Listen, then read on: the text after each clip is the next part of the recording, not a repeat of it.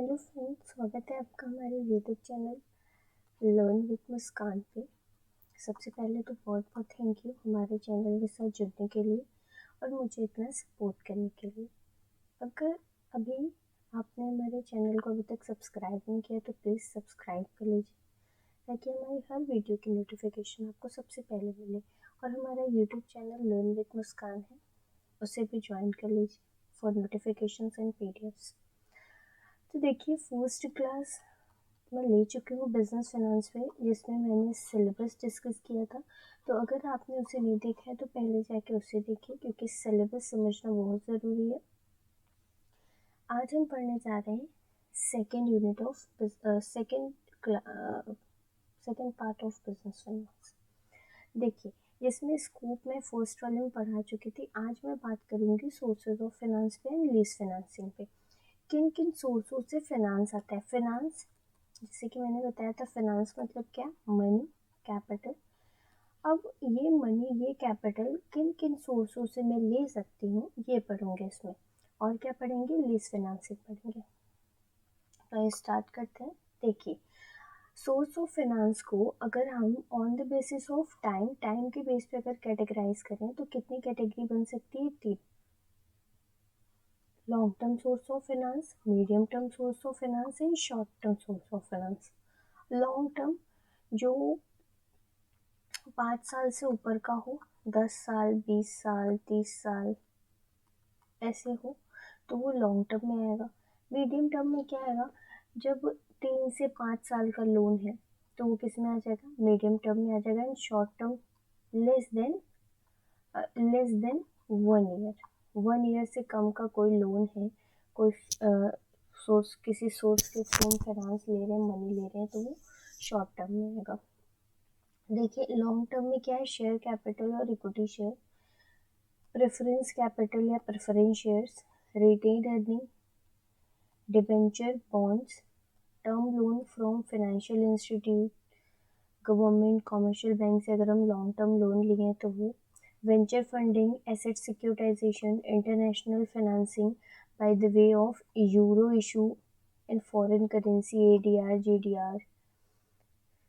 Medium term में देखिए, medium term में इक्विटी को क्यों नहीं लिया है, क्योंकि इक्विटी क्या होती है, इक्विटी ओन फंड होते हैं। ये बिजनेस में हमेशा के लिए बने होंगे।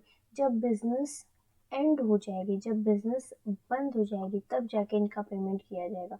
तो ये बिजनेस में जब तक बिजनेस है तब तक इक्विटी शेयर होल्डर्स हैं, तो इसलिए इनको long term source of finance में रखा जाता है। Medium term source of finance में क्या है, प्रेफरेंस कैपिटल और preference shares, debenture, bond, lease financing, जो यूजुअली 3 to 5 years के लिए हो। Hire purchase finance, medium term loans from financial institutes, government and commercial banks. Short term में क्या है, trade credit, factoring service, bill discounting, advance receive from customer, customer से advance मिल गया हमें, तो वो भी मीडियम शॉर्ट टर्म में आएगा, क्योंकि कस्टमर एडवांस देगा तो थोड़े ही समय के लिए देगा हमें। Short term loans like working capital loan from the commercial bank से हम लोन लिए हैं शॉर्ट टर्म के लिए।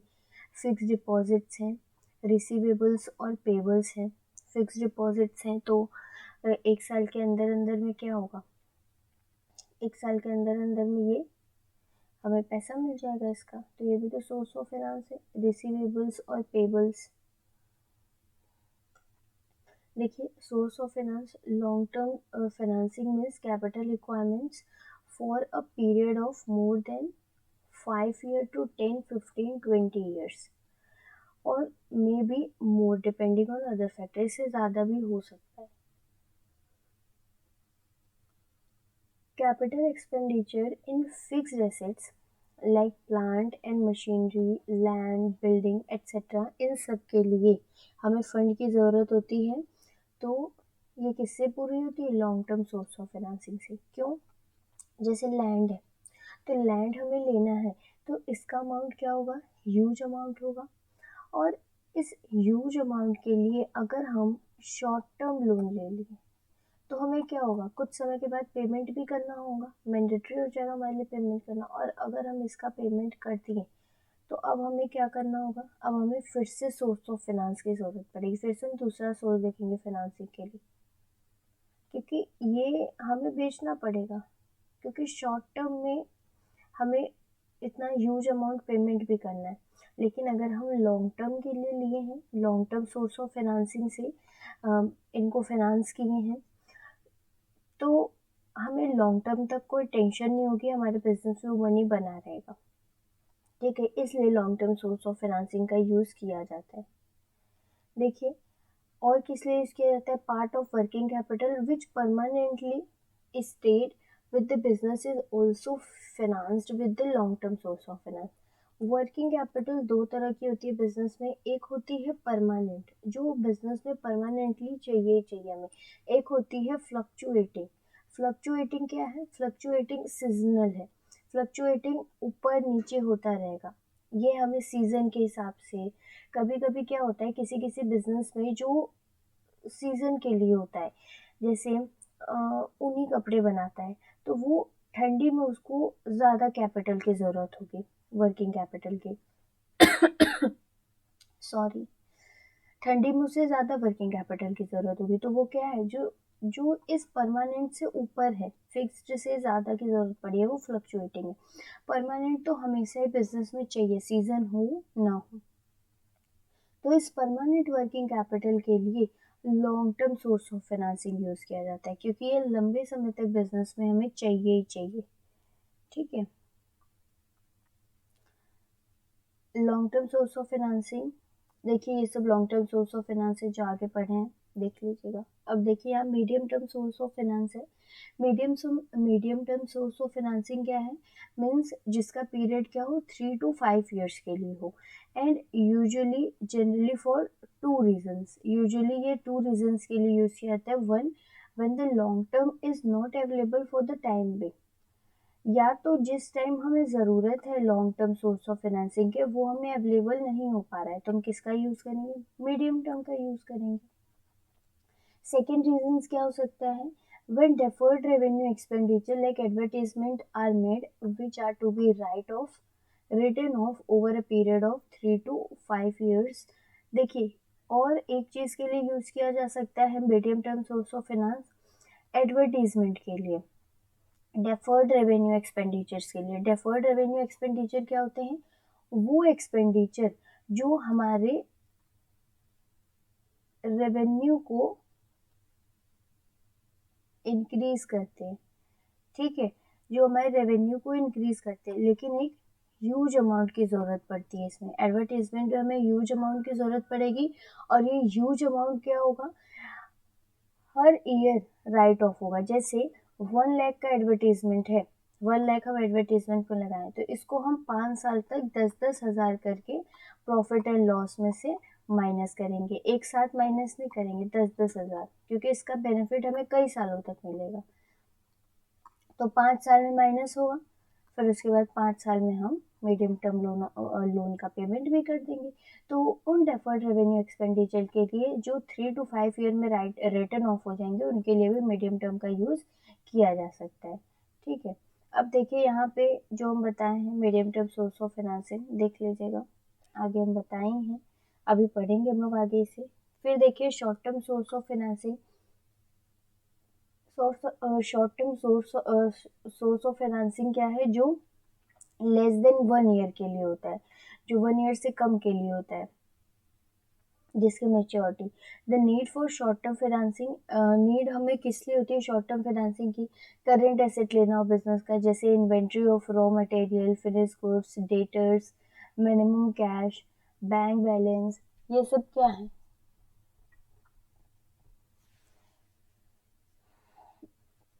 ये सब की ज़रूरत हमें, इन सब के लिए हमें short term source of financing की ज़रूरत होती है। अब जैसे हमें रॉ मटेरियल लेना है, तो रॉ मटेरियल के लिए हम short term source of financing he use करेंगे, क्योंकि ये तो एक साल के अंदर अंदर फिनिश गुड्स बन के बिक जाएगा, हम पैसा रिलीज हो जाएगा, तो हम शॉर्ट टर्म का पेमेंट कर देंगे। ये सब सोर्स है short term source of financing के। अब देखिए on the basis of ownership and control, ownership and control के बेस पे हम दो कैटेगरी बना सकते हैं। क्या? एक ओन कैपिटल की, एक बोरोड कैपिटल की। ओन कैपिटल ऐसे समझिए, ओन कैपिटल को हम क्या बोलेंगे? मालिक का कैपिटल।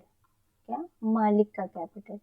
और बोरोड कैपिटल हम किसको बोलेंगे, बाहर वाले का कैपिटल, बाहर वाले का पैसा, ऐसे बोल लिखिए, बाहर वाले का पैसा। देखिए ओन कैपिटल क्या होता है, मालिक का कैपिटल, मतलब ये बिजनेस में हमेशा के लिए बना रहेगा। जैसे इक्विटी, जब तक बिजनेस है तब तक ये भी रहेगा। और ये क्या होते हैं, ये मालिक होते हैं, ओनर होते हैं, बिजनेस के क्या होते हैं, ओनर होते हैं। प्रेफरेंस, प्रेफरेंस को इसमें क्यों रखा, प्रेफरेंस तो ओनर नहीं होते हैं इसलिए रखा क्योंकि प्रेफरेंस को हम कन्वर्ट कर सकते हैं इक्विटी में। अगर ये इक्विटी में कन्वर्ट हो गया तो ओन कैपिटल हो जाएगा। Retained earning, retained earning share holders का ही पैसा होता है, इक्विटी शेयर होल्डर्स का पैसा होता है। क्योंकि अर्निंग होती है, जब जब बिजनेस में अर्निंग होती है तो उसका कुछ पार्ट डिविडेंड को दे दिया जाता है और उसका कुछ पार्ट ही रिटेन करके रखा जाता है। तो ये जो रिटेन करके रख रहे हैं वो किसका पैसा है, ये हमारे शेयर होल्डर्स का ही तो पैसा है। ये पूरा का पूरा अर्निंग उनके लिए रहता है, उसमें से हम बचा के रख लेते हैं अपने बिजनेस के एक्सपेंशन या डाइवर्सिफिकेशन के लिए। ये रिटेन करके रख लिए, अब इनको हम बिजनेस में लगाएंगे बिजनेस को डाइवर्सिफाई करने के लिए। तो ये रिटेन अर्निंग क्या हुआ, ओन कैपिटल का ही तो पार्ट हुआ। कन्वर्टेबल डिबेंचर, अगर ये कन्वर्ट हो गए इक्विटी में तो ये भी ओन कैपिटल हो जाएंगे। वेंचर फंड्स, प्राइवेट इक्विटी, ये हम पढ़ेंगे आगे। वेंचर फंड्स क्या होते हैं, वेंचर फंड्स इनको प्राइवेट इक्विटी बोलते हैं, जो हमें स्टार्टअप कैपिटल देते हैं, जो हमें क्या देते हैं, स्टार्टअप कैपिटल देते हैं बिजनेस को स्टार्ट करने के लिए। तो जो बिजनेस को स्टार्ट करने के लिए कैपिटल दिया तो वो भी तो ओनर ही होगा। अब देखिए बोरोड कैपिटल, बोरोड कैपिटल किसका, बाहर वाले का कैपिटल। अब जो बाहर वाले से हम ले रहे हैं ये हमारे ओनर नहीं है। जैसे फाइनेंशियल इंस्टीट्यूशन से लोन ले लिए, कॉमर्शियल बैंक से लोन ले लिए, जनरल पब्लिक को डिबेंचर इशू करके जनरल पब्लिक से पैसा ले लिए, तो ये हमारे कैपिटल का पार्ट नहीं है। हमारे कैपिटल का पार्ट ये है, हमारी ये कैपिटल का पार्ट नहीं है। ये क्या है, ये डेट कैपिटल भी बोलते हैं इसको। ये क्या है, डेट कैपिटल है। लोन्स, डिबेंचर्स, बॉन्ड्स, ये सब कैपिटल का पार्ट नहीं होते। कैपिटल क्या होता है, देखिए कैपिटल क्या होता है, कैपिटल पहले तो होता है ऑथोराइज कैपिटल। ऑथोराइज कैपिटल क्या होता है, ऑथोराइज्ड कैपिटल जिस कैपिटल से कंपनी रजिस्टर्ड हो। जैसे कंपनी ने रजिस्टर्ड करा लिया 1 करोड़ से, 1 करोड़ से कंपनी ने खुद को रजिस्टर करा लिया, इसका मतलब कंपनी का ऑथोराइज कैपिटल कितना है, 1 करोड़। कंपनी 1 करोड़ से ज़्यादा कैपिटल नहीं कलेक्ट कर सकती, या हम बोले कंपनी 1 करोड़ से ज़्यादा शेयर्स इशू नहीं कर सकती, 1 करोड़ तक ही इशू कर सकती है। अगर उसके ऊपर उसे ज़रूरत है तो वो डिबेंचर, बॉन्ड्स, डेट कैपिटल का यूज़ कर सकती है। तो इस 1 करोड़ में जो शेयर्स आएंगे वो इक्विटी और प्रेफरेंस होते हैं, उसमें डेट नहीं आता। ठीक है, अब देखिए ऑथोराइज कैपिटल होता है। ऑथोराइज कैपिटल का जो पार्ट इशू किया जाता है, जो पार्ट इशू, जैसे 1 करोड़ का ऑथोराइज कैपिटल है, 50,000 का इक्विटी इशू किया, तो ये 50,000 क्या है, ये 50,000 इशूड कैपिटल है। अब इस 50,000 में से जनता ने कितना लिया, 40,000, तो ये 40,000 क्या है, जनता ने सब्सक्राइब किया, तो ये सब्सक्राइब्ड कैपिटल है। फिर कंपनी क्या करती है, कंपनी इस 40,000 में से, इस 40,000 शेयर होल्डर से जो पैसे मांग लेती है वो होती है कॉल्ड अप कैपिटल। और जो कंपनी और जो बिजनेस को शेयर होल्डर्स पे कर देते हैं वो होती है पेड अप कैपिटल। ठीक, जो कॉल्ड किया गया है, मतलब कंपनी ने कॉल्ड अप किया है, कंपनी ने मांगा है लेकिन शेयर होल्डर से नहीं दिया है, तो उसे हम बोलते हैं अरियर्स, कॉल्स इन अरियर्स। और अगर कंपनी ने मांगा था 5 रुपए पर शेयर्स और शेयर होल्डर ने दे दिया 6 रुपए, तो ये 1 रुपए क्या होगा, कॉल इन एडवांस, ये आगे एडजस्ट हो जाएगा। जैसे जैसे हम आपको क्लास देते हैं, आपने हमें फीस दे दिया 1,000 रुपये, हमारी फीस थी 500 रुपये पर मंथ, तो ये 500 हम कहाँ एडजस्ट करेंगे, नेक्स्ट मंथ में। हम बोलेंगे चलो ठीक है, ये नेक्स्ट मंथ में हम एडजस्ट कर लेंगे, नेक्स्ट मंथ में तुम्हें फीस देने की ज़रूरत नहीं। तो ऐसे ही इस केस में भी होता है, कॉल्स इन एडवांस में भी, ठीक है। Authorise capital, issued capital, subscribe capital, फिर called up capital, paid up capital. अभी ये सब अभी पढ़ना है, शॉर्ट में समझा दिए। चलिए आगे देखते हैं। अब देखिए own capital, own capital refers to equity, it is the source from the promoter of the company और from the general public by issuing the equity shares. वो सोर्स ऑफ फाइनेंसिंग जो हम प्रमोटर से लेते हैं। प्रमोटर कौन होता है? प्रमोटर वो पर्सन होता है जिसके माइंड में सबसे पहले आइडिया आता है बिजनेस को स्टार्ट करने का, और यही स्टार्टअप कैपिटल भी लेकर आता है। जाहिर सी बात है, जिसके माइंड में सबसे पहले आइडिया आएगा कि हमें बिजनेस को स्टार्ट करना है, तो पहला पैसा तो वही देगा, पहला पैसा तो वही अरेंज करेगा, स्टार्टअप कैपिटल। तो वो पहला पैसा किसका होता है? प्रमोटर्स का होता है। और अगर इक्विटी शेयर के थ्रू लिए हैं, इशू करके पब्लिक से लिए हैं, तो वो भी ओन कैपिटल का पार्ट है। Promoter start business by bringing in the required money for the startup, following are the own capital. ये सब ओन कैपिटल है जो हम आगे पढ़ें। देखिए it is long term capital, ये लॉन्ग टर्म कैपिटल होता है जो परमानेंटली बिजनेस के साथ बना होता है। यहाँ पे कोई बर्डन नहीं होता है इंटरेस्ट पेमेंट का, इंस्टॉलमेंट का, इसलिए ये रिस्क ऑफ बैंकरप्सी को रिड्यूस करता है। और बिजनेस जब स्टार्ट हुई है, मतलब बिजनेस जब अभी बच्चा है, अभी बिजनेस यहाँ पर है, अभी बिजनेस को यहाँ तक जाना है, तो जब बिजनेस स्टार्ट हुई है तो स्टार्टिंग स्टेज पे, यहाँ पे स्टार्टिंग स्टेज पे वो क्या यूज करेगी? इक्विटी यूज करेगी। क्योंकि इक्विटी में हमें फिक्स्ड इंटरेस्ट देने का बर्डन नहीं होता। जैसे अगर हमें प्रॉफिट हो चाहे लॉस हो, प्रॉफिट हो या लॉस हो, इंटरेस्ट तो देना ही पड़ता है डिबेंचर होल्डर को। तो अगर लॉस हो रहा है, बिजनेस स्टार्ट है, तो जाहिर सी बात है स्टार्टिंग में तो प्रॉफिट होने नहीं लगेगा। कंपनी को लॉस हो रहा है तो कंपनी इंटरेस्ट देना ही पड़ेगा, तो कंपनी ऊपर जाने से पहले ही नीचे की तरफ आ जाएगी, बंद होने के कगार पे आ जाएगी। वो पूरा का पूरा कैपिटल अपने डिबेंचर होल्डर को ही दे देगी एज ए इंटरेस्ट। तो अगर हम इक्विटी यूज करेंगे तो इक्विटी बेहतर होगा, क्योंकि इक्विटी पे हमें फिक्स्ड इंटरेस्ट देने की जरूरत नहीं होती। प्रॉफिट होगी तो डिविडेंड दिया जाएगा, लॉस होगा तो कोई डिविडेंड नहीं दिया जाएगा। ये रिस्क ऑफ बैंकरप्सी को भी रिड्यूस करते हैं। नहीं तो अगर इंटरेस्ट होगा तो ये बैंकरप्सी की तरफ लेते जाएंगे कंपनीज को, बंद होने की कगार पे। अब देखिए बोरोड कैपिटल, बोरोड कैपिटल क्या था? जो हम आउटसाइड सोर्स से लेते हैं। is the finance arranged from the outside source. These source of debt financing include, इसमें क्या क्या आएगा जो हम आगे आपको समझा ही चुके हैं। ये देखिए बोरोड फंड क्या होता है? Regular payment of fixed interest. Borrowed पे हमें रेगुलर इंटरेस्ट देना होगा, चाहे हमें प्रॉफिट हो या लॉस हो, कोई मतलब नहीं है, हमें देना ही देना है। There is no dilution in the ownership and control. Dilution of ownership क्या होता है?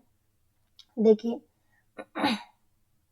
जैसे हमने 10,000 से समझिए, मैंने 10,000 का अपने बिजनेस के लिए शेयर इशू किया, ठीक है, शेयर इशू किए हम। तो ये हमारी कंपनी का ओनरशिप इन 10,000 शेयर होल्डर्स के पास है, यही हमारी कंपनी को ओन किए हैं, ओनरशिप इन्हीं के हाथ में, और यही कंट्रोल भी कर रहे हैं। अब हम क्या किए? 10,000 और शेयर इशू कर दिए। तो अब हमारे कंपनी का ओनरशिप, या हम बोले हमारी कंपनी का कंट्रोल किनके हाथ में है? 20,000 शेयर होल्डर्स के हाथ में, या हम बोले जो 20,000 शेयर लिए हैं उनके पास है। तो पहले तो 10,000, या ऐसे समझिए कि एक शेयर होल्डर लिया है, तो पहले तो 10,000 लोग कंट्रोल कर रहे थे हमारे बिजनेस को, अब 20,000 लोग कंट्रोल कर रहे हैं। तो ये 10,000 शेयर होल्डर्स का ओनरशिप डिल्यूट हो गया इन 10,000 की वजह से। डिल्यूट मतलब बट गया, ओनरशिप एंड कंट्रोल इन 10,000 से ये 20,000 में हो गया। तो जब इक्विटी इशू की जाती है तो dilution of ownership and control होता है, क्योंकि इनको अपना ओनरशिप दूसरों के साथ बांटना पड़ता है जो एक्स्ट्रा आ जाते हैं बिजनेस में। लेकिन डिबेंचर होल्डर के साथ ऐसा नहीं होता है, क्योंकि ये कैपिटल का पार्ट होते ही नहीं है। इसलिए बोला है यहाँ पे कि ये डिबेंचर के केस में कोई डिल्यूशन नहीं होता ओनरशिप एंड कंट्रोल का। और यहाँ पे बेनिफिट होता है क्या? टैक्सेशन का, टैक्स कम देना पड़ता है डिबेंचर होल्डर की वजह से, ये बेनिफिट होता है। मतलब हमें दिख तो रहा है हम 1000 इंटरेस्ट दे रहे हैं, लेकिन एक्चुअल में हम दे रहे होते हैं 800 या 900, क्योंकि इसमें जो और पैसा होता है वो टैक्स का होता है जो हम पहले दे रहे होते हैं। देखिए जैसे हम बोले, रुकिए, देखिए जैसे हम बोले कि पहले हमारा प्रॉफिट था 1 लाख, ठीक है, कोई इंटरेस्ट नहीं देना था, 40% का हमें देना था टैक्स, तो 40,000 का हम दे देंगे इस पे टैक्स, और कितना प्रॉफिट आ जाएगा, कितना अर्निंग बचेगा शेयर होल्डर्स के लिए, 60,000। ठीक, अब इसमें से हम चाहे तो उनको दें, चाहे तो रिटेन करके रख लें। ठीक है, अब अगर हमारा प्रॉफिट है 1 लाख का, उसमें से हमें 20,000 इंटरेस्ट देना पड़ रहा है, तो 20,000 माइनस कर देंगे, कितना आ जाएगा 80,000। अब इस पे 40% हमें क्या देना है, 40% हमें देना है टैक्स, तो टैक्स इसका 40% कितना आएगा, 32,000।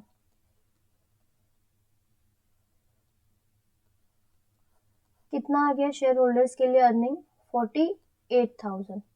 तो देखिए डिबेंचर के आने की वजह से हमारा टैक्स कितना कम हो गया, 8,000। 8,000 टैक्स हम कम दे रहे हैं, 8,000 टैक्स हम कम दे रहे हैं, किसकी वजह से, इस इंटरेस्ट की वजह से। तो ये 8,000 का हमें प्रॉफिट हुआ, तो ये जो 20,000 है उसमें से अगर हम 8,000 निकाल दें, तो एक्चुअल में हम इंटरेस्ट कितना दे रहे हैं इनको, 12,000। ये 8,000 तो हमारा टैक्स का है जो हम पहले भी दे रहे थे अभी भी दे रहे हैं। तो इसलिए यहाँ पे बोल रहा है कि कॉस्ट ऑफ बोरोड फंड क्या होते हैं, लो होते हैं, क्योंकि इसमें जो कुछ पैसा होता है वो इंटरेस्ट का होता है।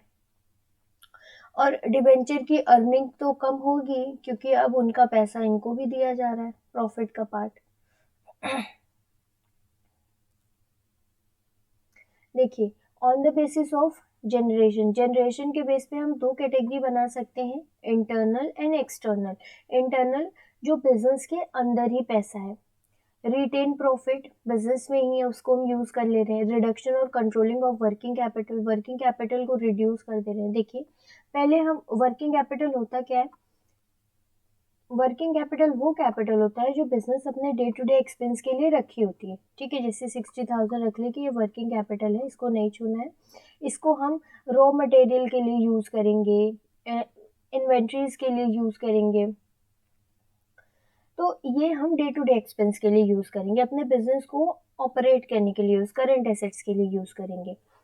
लेकिन अब हमें पैसे की जरूरत पड़ी तो हम क्या करेंगे, 60,000 बहुत ज्यादा है, यूज नहीं हो पा रहा है, 40,000 करो, तो ये 20,000 रिलीज हो गया इसमें से ना, तो ये क्या है, ये बिजनेस में ही था, अब हम ये 20,000 का यूज कर सकते हैं बिजनेस में और कामों के लिए भी, जबकि यहाँ पे ये 60,000 ब्लॉक होके रखा था, तो ये भी तो बिजनेस के अंदर ही है, इसलिए इंटरनल सोर्स ऑफ फाइनेंस है। सेल ऑफ एसेट, बिजनेस में कोई एसेट बेकार पड़ा है उसे बेच दिए, तो ये भी तो बिजनेस का पैसा है। एक्सटर्नल में क्या आएगा, इक्विटी पब्लिक से ले रहे हैं, इक्विटी के थ्रू, डिबेंचर के थ्रू ले रहे हैं, and all other accept in internal source, और इंटरनल सोर्स के अलावा जिन भी सोर्स से ले रहे हैं वो एक्सटर्नल ही होगा। इंटरनल ये तो बता ही दिए। Internal source of fund has same characteristics as own capital, क्योंकि ओन कैपिटल भी तो बिजनेस के मालिक का ही पैसा है।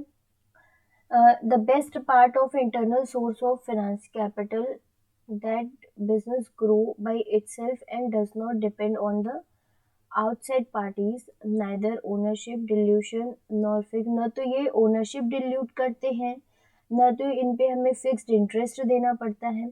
ये इसलिए बोल रहा है ओन कैपिटल के कैरेक्टरिस्टिक्स इसमें आएंगे, क्योंकि ओन कैपिटल क्या होता है, ओन कैपिटल मालिक का कैपिटल, लेकिन हम ये लेते किससे हैं, आउटसाइड से लेते हैं, आउटसाइडर से लेते हैं, लेकिन ये होते कौन है, पब्लिक होते हैं। जब ये हमारा शेयर ले लेंगे तो ये हमारे क्या बन जाते हैं, मालिक बन जाते हैं। तो ये जो इंटरनल सोर्स ऑफ फाइनेंसिंग है, ये जो सब है, ये तो मालिक का ही तो पैसा है, किसका पैसा है, मालिक का ही है, इसलिए बोल रहा है कि ये सेम कैरेक्टरिस्टिक्स होता है, जबकि इंटरनल सोर्स को हम ओन कैपिटल नहीं बोल सकते। चलिए आइए आगे, एक्सटर्नल सोर्स ऑफ फाइनेंसिंग क्या होगा, जो हम बिजनेस के आउटसाइड पब्लिक से लेते हैं। देखिए इक्विटी शेयर अब क्या होती है, इक्विटी शेयर्स क्या होते हैं, शेयर्स क्या होते हैं, हमारे कैपिटल का एक छोटा सा पार्ट होता है, हमारे कैपिटल का पार्ट होते हैं, वो होते हैं शेयर्स। अब इक्विटी और प्रेफरेंस क्या होते हैं, इक्विटी और प्रेफरेंस दो तरह के शेयर्स होते हैं। प्रेफरेंस जैसे कि नाम से ही पता चल रहा है, जिनको प्रेफरेंस दी जाती है, डिविडेंड में प्रेफरेंस दिया जाएगा, कंपनी बंद होगी तो इन्हें पेमेंट में प्रेफरेंस दिया जाएगा, किससे, इक्विटी शेयर होल्डर से, इक्विटी शेयर होल्डर से ये आगे होते हैं। इक्विटी शेयर होल्डर को ओनर, इक्विटी शेयर होल्डर के पास ओनरशिप होता है, कंट्रोल का राइट होता है, जबकि प्रेफरेंस शेयर होल्डर के पास ऐसा राइट नहीं होता है। देखिए equity shares are the main source of raising of fund for the firm. All equity shareholders are collectively owner of the company and they have the authority to control the affairs of business. उनके पास authority होता है किसका, business के affairs को control करने का।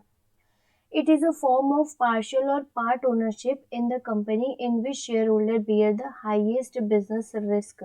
Company में share holder को रिस्क भी बियर करना पड़ता है, ओनरशिप भी होती है इनके पास और कंट्रोल भी होता है बिजनेस का। इनको ऑर्डिनरी शेयर्स भी बोलते हैं, इक्विटी शेयर होल्डर को। As per section 43 of companies act 2013, companies share capital is the two type of shares, namely equity share and preference shares. The equity shares get the profit of the company in the form of dividend, but the rate of dividend is not fixed as it fluctuating according to profit. More dividend, less profit, less dividend. Dividend of equity is highly dependent on the performance of company, while dividend of preference share is fixed.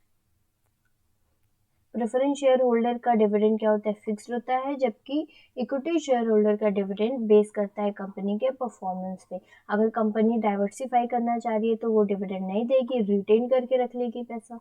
अगर company को diversification की अभी ज़रूरत नहीं है, कोई opportunity नहीं देख रही है, तो कंपनी पूरा पैसा एज ए डिविडेंड दे देगी। तो ये कंपनी के परफॉर्मेंस, कंपनी के प्रॉफिट पे डिपेंड करता है इक्विटी शेयर होल्डर्स का डिविडेंड। अब प्रेफरेंस शेयर्स क्या होते हैं, the capital that a company raise through the issuance of preference shares in the terms of preference share capital or share, as its name suggests, as a share in which shareholder get profit of the company in the form of dividend before the equity shareholder. equity shareholder के पहले इनको dividend मिलता है, साथ में fixed dividend rate होता है। Preference share holder do not have authority to control the affairs of company, ये कंपनी के अफेयर्स को कंट्रोल नहीं कर सकते, इनके पास ये राइट नहीं होता है। In case of company insolvency issue, preference share holder are paid first from the companies assets. अगर कंपनी बंद होने जा रही है, इंसॉल्वेंट हो गई है, तो प्रेफरेंस शेयर होल्डर्स को इक्विटी शेयर होल्डर से पहले पेमेंट दी जाएगी। These shares come with the fixed rate of dividend, fixed rate of dividend से इनको डिविडेंड देना होता है, फिक्स्ड होता है इनका dividend. And the preferential right to avail profit and claim asset during the liquidation, company बंद होगी जैसे कि हम बोले, पहले इनको पेमेंट दिया जाएगा इक्विटी शेयर होल्डर से पहले। इसमें डेट के भी कैरेक्टरिस्टिक्स होते हैं और इक्विटी के लिए भी, इसलिए इन दोनों के बीच में बोला जाता है प्रेफरेंस शेयर आएगा। Priorities and repayment of capital, like equity share, preference share, also the partial owner of the company। ये बोल रहे हैं कि प्रेफरेंस शेयर होल्डर भी पार्शियल ओनर होते हैं इक्विटी शेयर होल्डर की तरफ। However they are not entitled to, लेकिन इनको वोटिंग राइट्स नहीं होते। Also share holder do not have claim over bonus share, bonus share पे भी ये क्लेम नहीं कर सकते preference share holder. The decision to declare dividend on the preference share lies with the management. It is not mandatory in case of loss. ध्यान दीजिएगा, अगर लॉस होगा तो प्रेफरेंस शेयर होल्डर को डिविडेंड नहीं दिया जाएगा। और प्रेफरेंस शेयर होल्डर को कब कब डिविडेंड दिया जाएगा, ये किसके डिसीजन पे बेस्ड है, ये मैनेजमेंट के डिसीजन पे बेस्ड है। अगर मैनेजमेंट चाहे तो जिस ईयर लॉस हुआ उस साल न दे के जिस ईयर प्रॉफिट हो उस साल दे, ये मैनेजमेंट पे डिपेंड करता है। अब देखिए difference between equity share and preference shares, पढ़ लीजिएगा, ना समझ में आए तो कमेंट बॉक्स में लिखिएगा, इजी है। देखिए टाइप ऑफ प्रेफरेंस शेयर्स कौन कौन से हैं। Cumulative preference share, non cumulative. Cumulative क्या बोलता है, अगर एक साल जैसे 2020 में लॉस हो रहा था बहुत सारे बिजनेस को, तो बिजनेस ने डिविडेंड नहीं दिया प्रेफरेंस शेयर होल्डर को, बोला कि हम नेक्स्ट ईयर में जब 2021 में हमें प्रॉफिट होगा तो हम आपका ये पेमेंट दे देंगे। तो ऐसे शेयर होल्डर को क्या बोलते हैं, कुमुलेटिव प्रेफरेंस शेयर, जिसमें इनका डिविडेंड कुमुलेट करके नेक्स्ट ईयर में दिया जाता है। नॉन कुमुलेटिव में ऐसा सिस्टम नहीं है, उनको नहीं दिया जाता, जिस ईयर नहीं दिया गया तो खत्म, अब नेक्स्ट ईयर में नेक्स्ट ईयर का डिविडेंड देंगे। कन्वर्टेबल प्रेफरेंस शेयर, इनको राइट होता है ये अपने प्रेफरेंस शेयर होल्डर्स को इक्विटी में कन्वर्ट कर सकते हैं। पार्टिसिपेटिव प्रेफरेंस शेयर्स, इनको राइट होता है पार्टिसिपेट करने का एक्स्ट्रा प्रॉफिट में। अगर कंपनी को सुपर प्रॉफिट हुआ इस ईयर, तो उस सुपर प्रॉफिट में, उस एक्स्ट्रा प्रॉफिट में इनको राइट होता है पार्टिसिपेट करने का, उससे लेने का, उसमें से प्रॉफिट। परपेचुअल प्रेफरेंस शेयर्स तो क्या होते हैं, जिनका पेमेंट लिक्विडेशन के टाइम किया जाएगा, जिनका कोई पेमेंट का डेट नहीं होता, जब कंपनी लिक्विडेट होगी तब पेमेंट किया जाएगा, जबकि प्रायर प्रेफरेंस शेयर का पेमेंट लिक्विडेशन के पहले किया था। परपेचुअल एक होता है रिडीमेबल बोलते हैं, क्या बोलते हैं, रिडीमेबल, जिसे हमें रिडीम करना ही पड़ता है एक समय के बाद, उनका फिक्स्ड डेट होता है। बॉन्ड, अब बॉन्ड क्या होते हैं, अब bond is a secured investment. Bond क्या होते हैं, सिक्योर्ड इन्वेस्टमेंट होते हैं, सिक्योर्ड बाय कोलेट्रल्स, क्योंकि इनके पीछे कुछ ना कुछ, कोई ना कोई सिक्योरिटी एसेट रखी होती है। अगर कंपनी पेमेंट नहीं कर पाई तो उन एसेट्स को बेच के कंपनी पेमेंट कर देगी, इसलिए इन्हें सिक्योर्ड बोला जाता है। In bonds and asset is placed as a security of lending, so that if the issuer fail to pay the sum, the bond holder can sell the asset and discharge their debt. अगर company payment करने में fail हो गए तो bond holders जो इनके bond के पीछे एसेट रखी है उनको सेल करके अपना पैसा डिस्चार्ज कर सकते हैं, अपना पैसा ले सकते हैं। Bond are issued at the fixed period, fixed period के लिए होता है, इस पे इंटरेस्ट फिक्स्ड होता है, एक रेगुलर इंटरवल पे दिया जाता है, जिसे बोलते हैं कूपन। देखिए let's say you have bought a bond, एक बॉन्ड खरीदे आपने 10,000 का, कितने साल के लिए, 5 साल के लिए, 10% के इंटरेस्ट, तो 10% का इंटरेस्ट आपको, so at the end of every month you will receive coupon of 1,000, sorry यहाँ पे मंथ नहीं होगा, ईयर होगा। हर ईयर के लास्ट में आपको 1,000 इंटरेस्ट दिया जा रहा है, और 5 साल के एंड में जब आपका मेच्योरिटी हो जाएगा तो आपको ये 10,000 बैक कर दिया जाएगा। तो कुल मिला के आपको कितना मिल जाएगा, 15,000 मिल जाएगा। ये जो 1,000 इंटरेस्ट मिला उससे क्या बोलेंगे, coupon. A bond sometimes can be used as a regular source of income, कभी कभी ये रेगुलर सोर्स ऑफ इनकम के लिए यूज किया जाता है जो रिटायर्ड हो चुके हैं, एज अ पेंशन। इंटरेस्ट उनको मिलता रहेगा, और फिर मेच्योरिटी पे क्या होगा, मेच्योरिटी पे उनको अपना पैसा पूरा मिल जाएगा। देखिए बॉन्ड कितने टाइप के होते हैं, गवर्नमेंट बॉन्ड जो गवर्नमेंट इशू की है, म्यूनिसिपल बॉन्ड जो म्यूनिसिपल कॉर्पोरेशन इशू की है, कॉर्पोरेशन बॉन्ड जो कॉर्पोरेट बिजनेसेस इशू करते हैं। जीरो कूपन बॉन्ड क्या होते हैं, जीरो कूपन बॉन्ड वो बॉन्ड होते हैं जो इशू किए जाते हैं डिस्काउंट पे और रिडीम किए जाते हैं एट पर पे। मतलब कि 100 रुपए के शेयर इशू किए गए 80 में, और उनको जब रिडीम किया जाएगा तो 100 रुपए दिया जाएगा। इस पे 0% इंटरेस्ट होता है, कोई इंटरेस्ट नहीं दिया जाता है। जब आप ही सोचिए, जब हम 80 का आपको 100 दे रहे हैं तो हम क्या इंटरेस्ट देंगे, ये इंटरेस्ट का, ये ऐसा समझिए कि इंटरेस्ट का पूरा पैसा उनको लास्ट में मेच्योरिटी पे जब रिडीम करेंगे तब देंगे। Zero coupon bond, zero coupon, आगे बताए थे ना इंटरेस्ट को क्या बोला होता है, कूपन। तो जीरो कूपन, कोई इंटरेस्ट इसमें नहीं दिया जाएगा, जीरो इंटरेस्ट होगा। तो यही होते हैं बॉन्ड के कुछ टाइप। अब देखिए debenture, debenture is another form of debt fund, debt fund का अनदर फॉर्म है डिबेंचर। ये यूजुअली क्या होता है, अनसिक्योर्ड होता है। हम बोले कि बॉन्ड और डिबेंचर का अगर कंपैरिजन करें तो बॉन्ड सिक्योर्ड होगा और डिबेंचर अनसिक्योर्ड होगा। Usually bond are not backed by any of the asset, किसी एसेट से बैग नहीं होता of the issuer, hence depend only on the faith factor of investor on the issuer के faith पे investor उस पे भरोसा करके डिबेंचर में पैसा लगाता है, क्योंकि उस पर कोई भी एसेट बैक नहीं होता, उसमें पैसा डूब भी सकता है। Capital raise here is borrowed capital, hence the debenture holder are treated as creditor of the company. ये बोरोड कैपिटल है, इसलिए डिबेंचर होल्डर को क्या बोला जाता है कि कंपनी के क्रेडिटर्स हैं।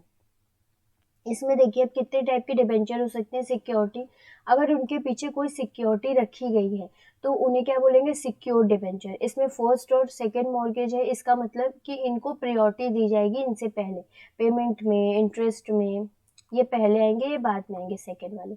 अनसिक्योर्ड, कोई सिक्योरिटी नहीं रखी गई है। रिडम्पशन, रिडीमेबल, नॉन रिडीमेबल, इनका एक पीरियड होगा पेमेंट का, रिडीम करने का, इनका कोई पीरियड नहीं होगा, जब कंपनी लिक्विडेट होगी तब इनका पेमेंट किया जाएगा।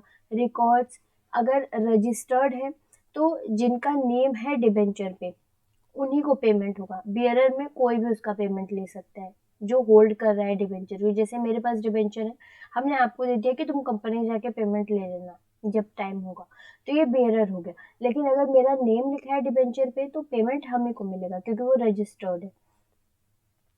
कन्वर्टिबिलिटी, कन्वर्टेबल, अगर डिबेंचर होल्डर को राइट है कि वो इक्विटी में कन्वर्ट कर सके, प्रेफरेंस शेयर में कन्वर्ट कर सके, तो वो कन्वर्टेबल डिबेंचर है। नॉन कन्वर्टेबल, इसमें राइट नहीं होता इनको अपने डिबेंचर कन्वर्ट करने का। प्रायोरिटी के बेस पे first and second, first priority इनको इंटरेस्ट पेमेंट में प्रायोरिटी मिलेगी, इनको उसके बाद पैसा मिलेगा, ये फर्स्ट वाले के बाद पैसा मिलेगा, तो ये फर्स्ट और सेकंड प्रायोरिटी हो गए। ये कुछ टाइप थे डिबेंचर्स के। अब ये शेयर डिबेंचर में डिफरेंस है, देख लीजिएगा, इजी है। बॉन्ड डिबेंचर में डिफरेंस है।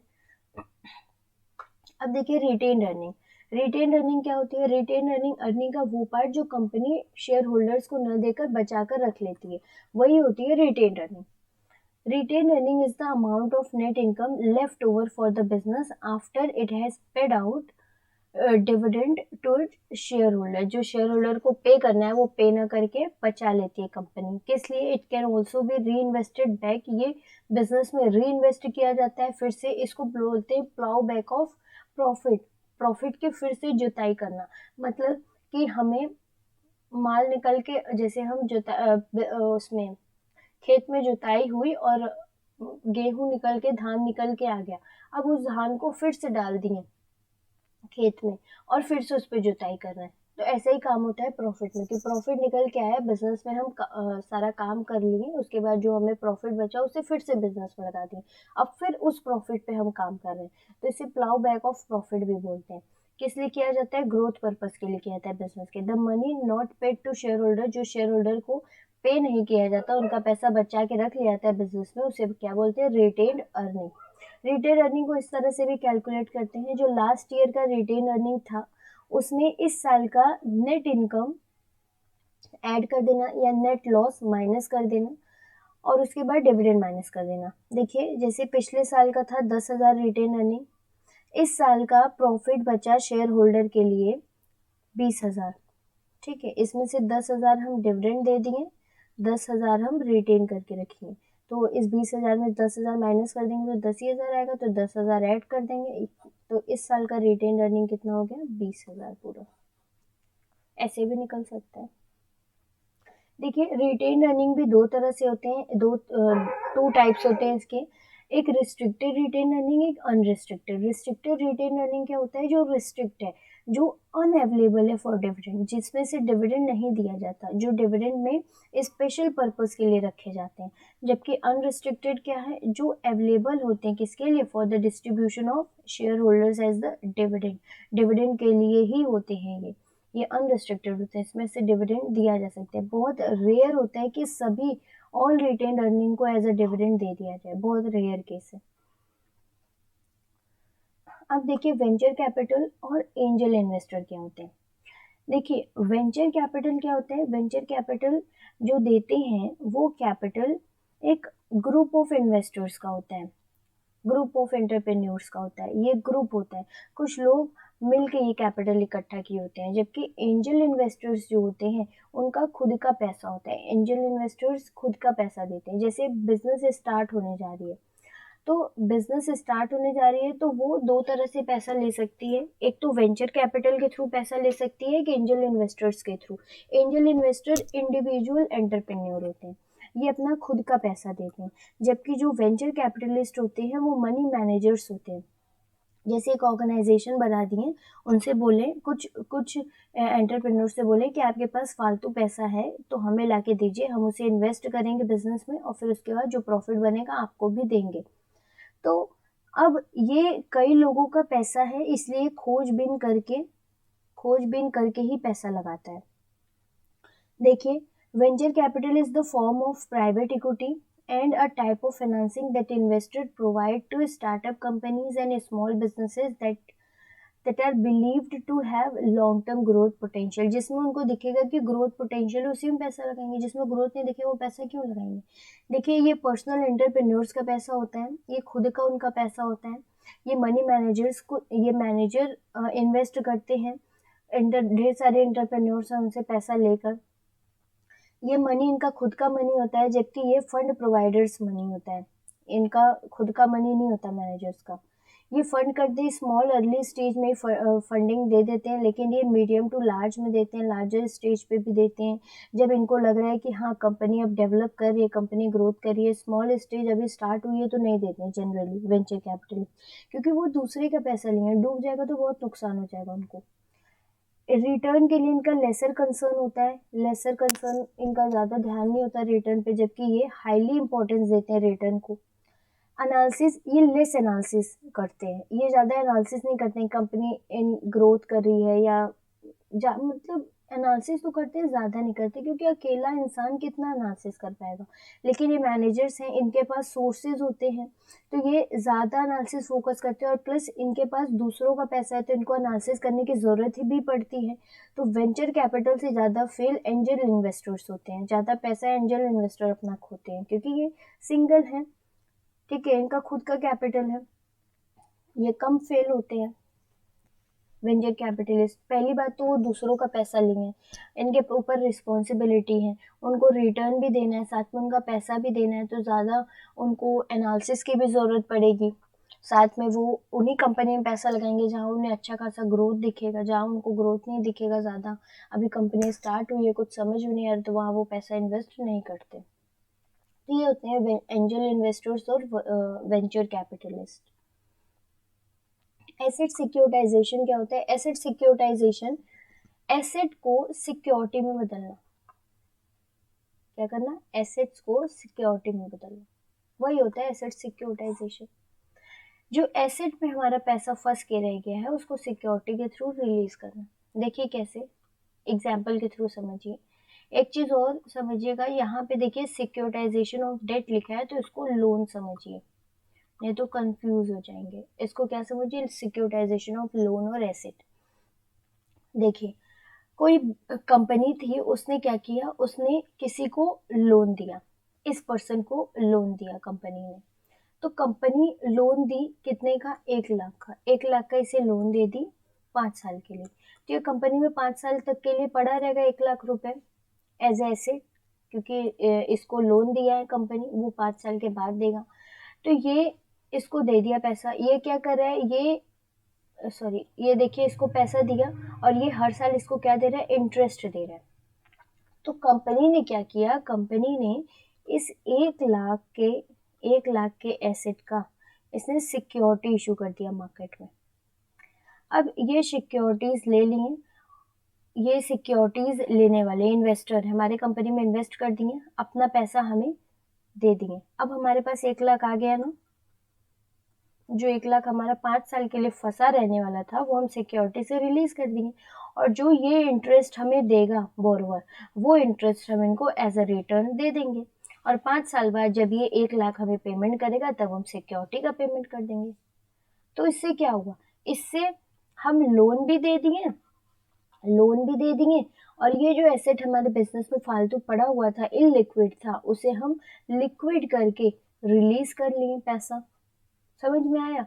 जैसे हमारा एसेट है 1 लाख का, 1 लाख का एसेट पड़ा हुआ है हमारे बिजनेस में, तो ये हमारे बिजनेस में पड़ा हुआ है ये 1 लाख का पैसा, तो ये 1 लाख के एसेट के पीछे हमने सिक्योरिटी इशू कर दी।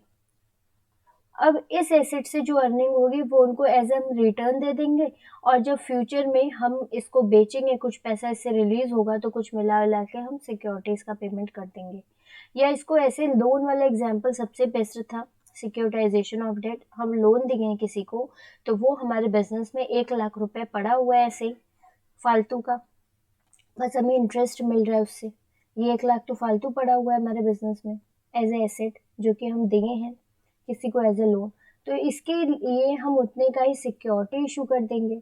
जो ये इंटरेस्ट दे रहा है उसको हम एज ए रिटर्न दे देंगे अपने इन्वेस्टर्स को, और जो बाद में जब ये 5 साल के बाद हमें 1 लाख का पेमेंट करेगा तो हम उसे जो हमारे इन्वेस्टर्स है उनका 5 साल के बाद पेमेंट कर देंगे जब मेच्योरिटी होगी उनकी।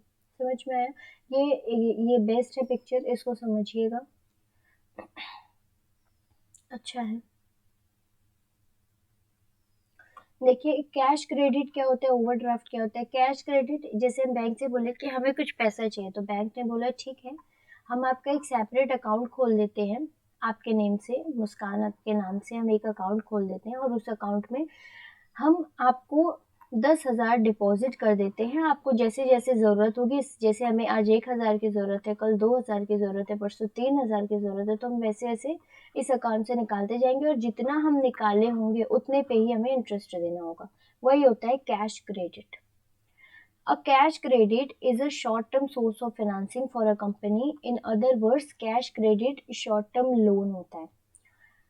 It provides immediate cash flow, ये हमें इमीडिएट कैश देता है व्हेन फंडिंग इज नीडेड, जब हमें फंड की ज़रूरत है हम तुरंत जाके बैंक से निकाल सकते हैं, क्योंकि हमारे अकाउंट में वो पहले ही पैसा डाल चुका है बैंक, और जितना हम निकाले होंगे उतने ही पे हमें इंटरेस्ट देना होगा। अगर हम 3,000 निकालें तो 3,000 पे इंटरेस्ट देंगे, क्योंकि बाकी का पैसा तो बैंक के पास 7,000 पड़ा हुआ है, तो उस पर इंटरेस्ट क्यों लेगी बैंक।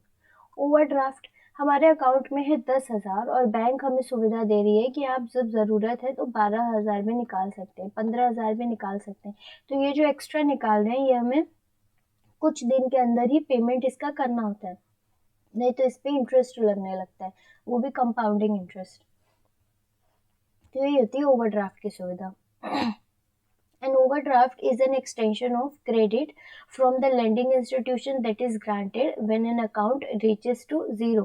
जब अकाउंट में पैसा ही नहीं है तब कंपनी ये एडवांटेज देती है कि आपके अकाउंट में जब पैसा नहीं है, आपको ज़रूरत है, तो आप उससे ऊपर भी निकाल सकते हैं। Overdraft allow the account holder to continue withdrawing money even when the account has no funds in it और has insufficient fund to cover the amount of withdrawal. जब इनसफिशियंट अमाउंट हो जाए आपके अकाउंट में तो आप उससे ज़्यादा पैसा निकाल सकते हैं। जब कंपनी ये सुविधा देती है तो इसे ओवरड्राफ्ट देते हैं। इसका भी एक पीरियड होता है कि कितने दिन में इनका पेमेंट कर देना है, नहीं करते हैं तो कुछ इंटरेस्ट इस पे चार्ज होते हैं। देखिए कैश क्रेडिट ओवरड्राफ्ट का डिफरेंस है, देख लीजिएगा। टर्म लोन क्या होता है? टर्म लोन किससे रिलेटेड है? टाइम से रिलेटेड है। इसमें एक फिक्स्ड टाइम होता है, उस टाइम के अंदर ही कंपनी को धीरे धीरे करके पेमेंट करना होता है। मतलब जैसे 10,000 है तो बैंक ने बोला कि आपको हर साल इसका 1,000 पेमेंट करना है, तो ये क्या है? ये टर्म लोन है। हर साल एक फिक्स्ड इंटरवल पे पेमेंट करना है। A term loan is simply a loan provided for the business purpose that need to be paid back within a specified time frame. It typically carry fixed interest rate इस पे होता है, monthly quarterly जैसे भी हो, and जो repayment है, repayment schedule भी ऐसे ही होता है। It include set maturity date, it is secured type of loan. Secured होता है, secured term loan will usually have lower interest rate rather than unsecured loan. अगर सिक्योर्ड है तो उस पर इंटरेस्ट क्या होगा? लो होगा। वही बात, less risk less profit, higher the risk higher the profit. Less risk है तो लेस इंटरेस्ट, लेस रिस्क है तो उस केस में लेस इंटरेस्ट रेट चार्ज होगा। अगर रिस्क ज़्यादा वाला हम ले रहे हैं, लंबे समय का ले रहे हैं, रिस्क उसमें है तो उसमें हमें ज़्यादा इंटरेस्ट देना होगा। ठीक है, तो यही होता है टर्म लोन, जो हमें एक स्पेसिफाइड एक शेड्यूल बना होता है, वैसे ही हमें उसका रीपेमेंट करना होता है, और फिक्स्ड इंटरेस्ट रेट होता है जो हमें देना ही होता है। लीज फिनेंसिंग बहुत बड़ी हो जाएगी वीडियो, इसलिए लीज फिनेंसिंग हम करेंगे कल की क्लास में। आज के लिए इतना ही। अगर आपने अभी तक हमारे चैनल को सब्सक्राइब नहीं किया है तो प्लीज़ सब्सक्राइब कर लीजिए लर्न विथ मुस्कान, ताकि हमारी हर वीडियो की नोटिफिकेशन आपको सबसे पहले मिले। और अगर आपने अभी तक हमारा टेलीग्राम चैनल ज्वाइन नहीं किया है तो प्लीज़ उसे ज्वाइन कर लीजिए। कोई सजेशन हो, सजेशंस का वेलकम है, कमेंट बॉक्स में आप बताइए हमें। और अगर किसी टॉपिक पे आप वीडियो चाहते हैं तो वो भी बताइए, मैं बनाऊंगी। Okay, thank you for watching. Stay safe and happy. One more thing, exam postpone हो गए हैं तो आप इसको पॉजिटिव की तरह लीजिए। जो चीज़ नहीं हुई थी, जो बच गई थी, उसे इस बार कंप्लीट करने की कोशिश करिए। 1 मंथ लेके चलिए। 15 दिन पहले आपको पता चल जाएगा, 15 दिन पहले आपको डेट पता चल जाएगी। तो 10 डेज का रखिए, जैसे 10 डेज रखिए, हर डे 1 यूनिट रिवाइज करना है। हर डे क्या करना है? 1 यूनिट रिवाइज करना है, उससे रिलेटेड MCQ लगाना है बस। उससे रिलेटेड कॉन्सेप्ट है कोई तो उसको स्टडी करिए, लेकिन 1 यूनिट कंप्लीट करिए एक दिन। अभी तो हम शुरुआत किए हैं तो हम तो अभी धीरे धीरे ही चलेंगे, क्योंकि अभी हम बेसिक से स्टार्ट कर रहे हैं। अभी यूनिट हमें स्टार्ट किए हैं पढ़ाना। और अगर आप पढ़ चुके हैं पहले से तो रिवाइज करिए। रिवीजन बहुत ज़रूरी है। बेसिक्स क्लियर करना बहुत ज़रूरी है। MCQs, PYQs लगाने बहुत ज़रूरी हैं। ये 3 चीज़ अगर आप कर रहे हैं तो आप JRF निकाल के देंगे, और JRF फोल्डर तो बनेंगे ज़रूर। मेरी शुभकामनाएं आपके साथ है। होप आप भी बने हमारी तरह JRF folder. Okay, thank you for watching.